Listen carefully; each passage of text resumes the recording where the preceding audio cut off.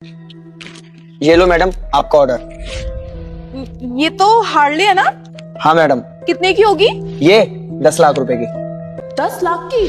और तुम इस पे डिलीवरी कर रहे हो? हाँ मैडम, मैं इस पे डिलीवरी करता हूँ। वो क्या है, मेरी कुछ मजबूरी है। मजबूरी? भगवान ऐसी मजबूरी सबको दे।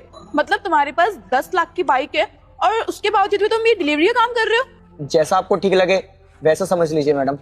मतलब कि तुमने इतनी महंगी बाइक ले रखी है तो तुम्हारे कुछ थोड़े बहुत पैसे भी बचते हैं या सारा पैसा इस बाइक पे उड़ा देते हो? हाँ मैडम, आधा पैसा तो तेल भरवाने में ही चला जाता है, पर हाँ थोड़ा बहुत बच ही जाता है मेरे को।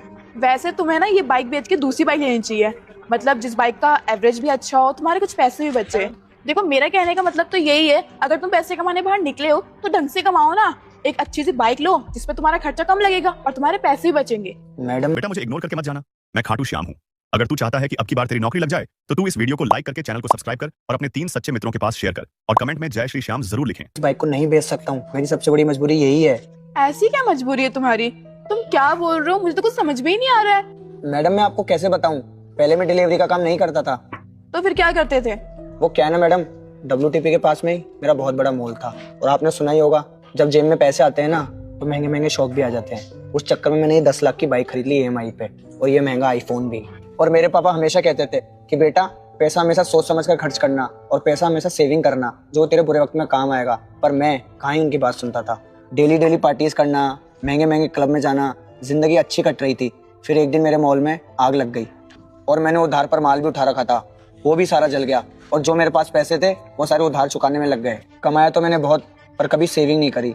और दोबारा काम स्टार्ट करने के लिए मेरे पास पैसे भी नहीं थे, और मेरे पास तो इतने पैसे भी नहीं है कि मैं इसकी EMI भर सकूं। और मेरे पास अब 2 ही ऑप्शन थे, या तो मैं इन सबको बेच दूं या और कोई काम कर कर EMI चुका दूं। और मैं इनको बेचना नहीं चाहता था क्योंकि ये मैंने बहुत शौक से खरीदी थी। सो सैड यार, तुम्हारे साथ तो बहुत बुरा हुआ।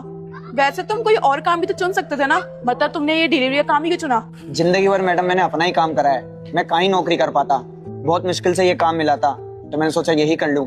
और आज जो मैडम मेरी ये हालत हो रही है ना, इसका सिर्फ जिम्मेदार मैं खुद हूँ। अगर मैं उस टाइम पर पैसे बचा लेता ना तो मेरी ये हालत नहीं होती।